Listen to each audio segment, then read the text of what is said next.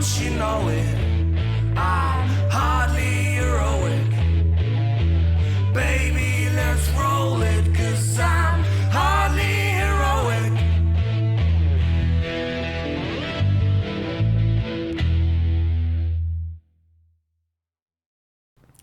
A Bloodbath in the Border Princes, Part 10, For Want of a Net.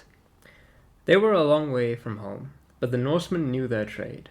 They had waited silently in their longboats as the fog banks rolled in and shielded the beach, just as the strange, bestial shaman had foretold.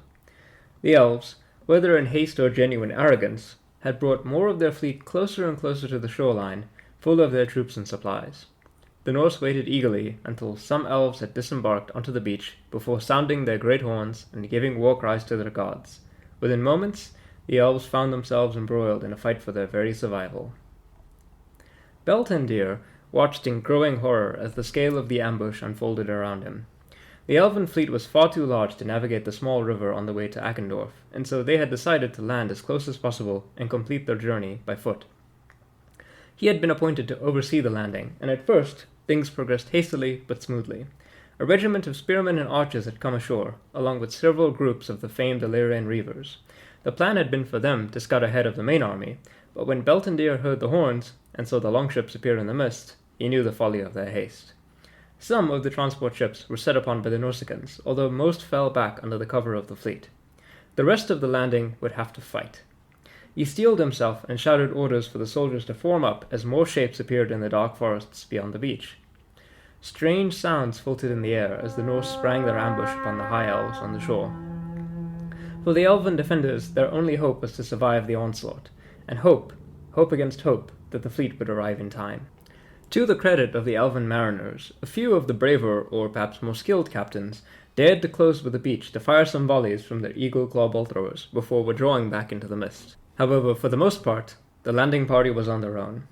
The battle started in earnest when out of the mists charged several of the leading Chaos Cavalry units, emerging to slam into the Illyrian Reaver on the flanks of the High Elves. The horsemen, not used to being caught unawares, nevertheless fought back hard, refusing to panic and retreat. The elven archers proved more decisive, forming their ranks and loosing volley after volley into the nearest Chaos rabble, sending them, and others like them, fleeing back for safety. Beltendir took the initiative, bringing his spearmen into contact with some marauder cavalry, although they had evaded and slew some spearmen with their javelins in return. Around the melee, the Chaos Cavalry swirled, charging into the spearmen, although they bounced back from the wall of the spear points. "To me, defenders of Ultuan, you shall not fall this day." Beltendir ordered the spearmen to form a shield wall, and at once the disciplined elves redressed their ranks. The wounded were shuffled back, and fresh troops took their place. The Chaos Cavalry swirled around the clump of elven archers and spearmen, exchanging blows with the Illyrian reavers, who fought desperately to keep them all at bay. The graceful horsemanship of the elves clashed against the brutal ferocity of the Norsemen. All along the beach, the elves fought on against the tide of attackers, throwing themselves at them. Beltendir stood in the center of the formation, urging the elves on and holding aloft the banner of the regiment.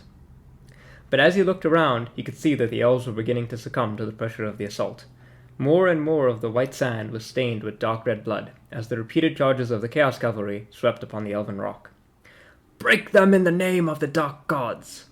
cried the Chaos Warriors, as they prepared to charge the defenders once more.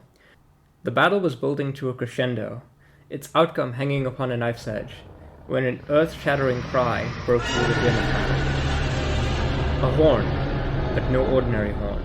It was a deep roar, almost like that of a dragon. Beltendir turned to see the great fog banks begin to recede as an emerald-green ship landed upon the beach.